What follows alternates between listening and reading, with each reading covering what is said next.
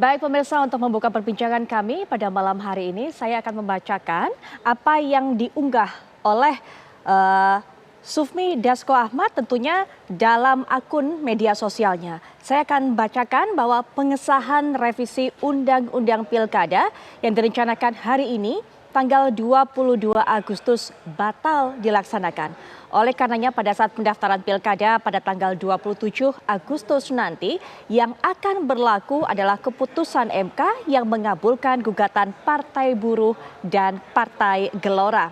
Demikian apa yang disampaikan oleh Sufmi Dasko Ahmad melalui unggahannya di media sosial. Lalu kemudian apa dampaknya dalam peta politik nasional, kemudian juga bagaimana menyoroti gerakan dari masyarakat berbagai elemen pada hari ini. Untuk itu sudah hadir di samping saya pengamat politik ada Bang Pangi Caniago. Assalamualaikum warahmatullahi wabarakatuh. Bang Ipang, selamat malam. Waalaikumsalam warahmatullahi wabarakatuh, Mbak Putri. Baik, Selamat malam.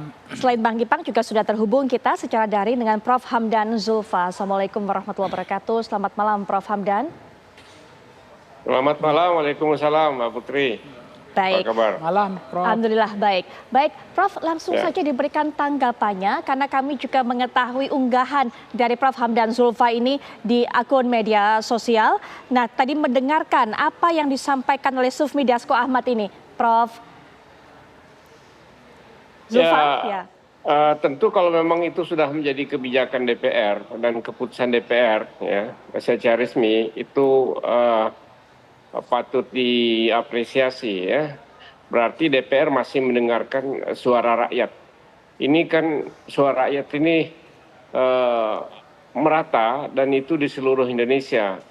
Kalau DPR mengambil keputusan yang sebaliknya, tetap lanjutkan paripurna dan mengesahkan rancangan yang dihasilkan oleh Balik, saya sangat khawatir ini mendapatkan penolakan di seluruh Indonesia dan itu menjadi kontraproduktif bagi penyelenggaraan pilkada serentak kita. Jadi saya berharap bahwa DPR dan pemerintah bijak, ya, dalam mengambil keputusan melihat keadaan ini. Bagaimanapun juga putusan MK itu adalah putusan yang memberikan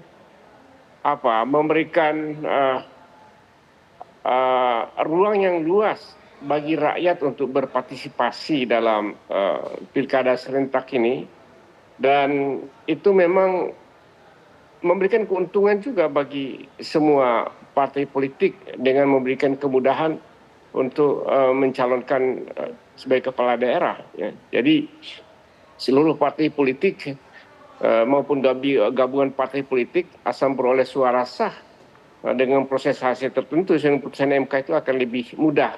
Sehingga ini juga akan bawa implikasi pada transaksi politik yang saya kira begitu sangat mahal sekarang ini, dan itu akan tidak baik bagi penyelenggaraan pemerintah yang akan datang, karena harga yang sangat tinggi akan berdampak buruk bagi siapapun yang terpilih karena biaya politik yang sangat besar sekali.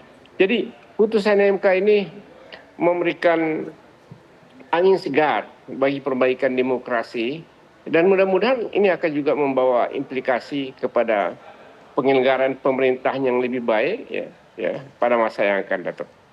Baik. Ya, baik Prof. Nah, berikutnya kita juga sudah bersama dengan narasumber mantan Ketua KPU, yaitu ada Bang Ilham Saputra. Assalamualaikum warahmatullahi wabarakatuh. Selamat malam Bang Ilham. Waalaikumsalam Putri, sehat ya? Alhamdulillah sehat. Bang Ilham, dengan tadi kita sudah dengarkan bagaimana keputusan DPR, walaupun kita belum dapatkan konfirmasi resminya dalam konferensi pers, tapi sudah diunggah oleh Sufmi Dasko Ahmad. Bagaimana kemudian pengaruhnya terhadap nanti penentuan kinerja dari KPU, Bang Ilham?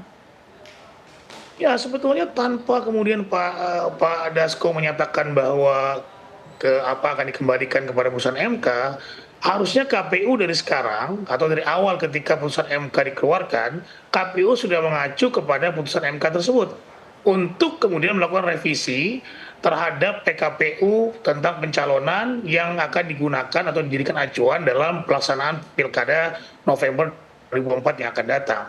Nah, ini yang harusnya kemudian KPU mempunyai goodwill, ya. KPU juga juga tidak boleh terseret kepada persoalan-persoalan politik karena memang produk hukumnya sudah ada di Mahkamah Konstitusi. Dan saya kira ini juga mungkin pertama kali dalam sejarah reformasi Indonesia bahwa selama ada Mahkamah Konstitusi ada penolakan dari parlemen terhadap hasil putusan Mahkamah Konstitusi. Dan bahkan juga tentu ini sebagai penyelenggara KPU tidak boleh misalnya gini, membedakan atau kemudian menganaktirikan putusan MK di tahun 2024 lalu atau 2023 lalu tentang putusan MK nomor 90 ya tentang usia wakil presiden misalnya saja. Nah, itu langsung diantisipasi oleh KPU, langsung kemudian diiyakan oleh DPR dan dinyatakan sebagai final dan mengikat. Tetapi dalam konteks keputusan sekarang, kenapa kemudian DPR dan KPU tidak segera kemudian mengatakan bahwa ini adalah final dan binding, gitu ya? Nah, ini tentu tidak boleh ada tidak boleh ada perbedaan terhadap bagaimana KPU memperlakukan keputusan MK ini, seperti itu. Bang Ilham, sebenarnya kalau melihat pengalaman mungkin atau melihat apa yang terjadi sekarang, apa yang menyebabkan kemungkinannya KPU bertindak seperti itu? Apakah memang menafsirkan putusan MK ini sendiri sehingga kemudian berbeda jika dibandingkan dengan langsung menindaklanjuti putusan MK yang sebelumnya atau tahun 2023 lalu mengenai usia calon wakil presiden? Ya, saya tidak tahu kenapa KPU tidak segera kemudian menggunakan putusan MK itu sebagai acuan untuk melakukan perubahan terhadap peraturan KPU ya. Nah, apakah kemudian KPU merasa penting terlebih dahulu melakukan konsultasi kepada DPR? Kalau saya dulu kami ketika di KPU langsung menindaklanjuti, kemudian kalau DPR sedang reses, kita sampaikan kepada ke DPR ketika itu kita surati bahwa konsultasi tidak bisa dilakukan karena MK sudah menindaklanjuti dan waktunya sudah sangat mepet. Atau paling tidak pasti dilakukan setelah kita punya draft dan berkoordinasi dengan Kemenkumham. Nah, ini saat ini KPU saya belum lihat, tapi terakhir kemarin tadi mereka melakukan konferensi pers, mereka menyatakan akan menggunakan putusan MK, saya kira itu bagus. Dan kemudian mereka sudah mengajukan surat kepada Komisi 2 untuk melakukan konsultasi. Nah, tetapi sekali lagi jangan lupa bahwa terus melakukan kerja-kerja perubahan tadi, perubahan PKPU berdasarkan peraturan putusan MK dan berkoordinasi dengan Kumham agar nanti segera ditindaklanjuti. Karena waktunya tinggal beberapa hari lagi nih, Putri ya, tinggal 5 hari lagi untuk ada pendaftaran pilkada. Baik, sesaat lagi kita akan mengikuti konferensi pers, pernyataan secara resmi diberikan, tapi tentu nanti kita akan masih menantikan. Ya, kita akan lihat kembali bagaimana situasi terkini nanti tentunya di DPR. Tapi Bang Ipang, bagaimana kemudian melihat gerakan dari masyarakat ini kemudian bisa mengubah apa yang menjadi rencana awalnya dari pihak DPR? Ya, inilah kedaulatan rakyat ya, sejatinya bahwa memang ada tren kemarin, insiden-insiden politik ini, tetapi bagaimana politik kita hari ini, politik kelas tinggi, bagaimana menampilkan kenegarawanan, mundur selangkah untuk kebaikan demokrasi, untuk angin segar yang dibilang Prof tadi. Kemudian yang dibilang oleh ada mantan ketua komisioner KPU juga Bang Ilham juga mengatakan ini kok KPU intensitas arahnya kok politis banget. Kenapa tidak langsung sesuai dengan aturan main yang ada undang-undang saja. Kenapa? Kan undang-undang MK itu diputus, itu berlaku sejak dibacakan. Ada pasalnya 24C dan tidak perlu tafsir lagi kan. Kemudian harus ada konsultasi. Nah, ini kan pembelajaran penting bagi KPU ke depannya. Tidak boleh ada intensitas arah DNA politik gitu. Kalau memang itu terjadi. Nah, yang ketiga adalah kita apresiasi, kita hormat. Ini adalah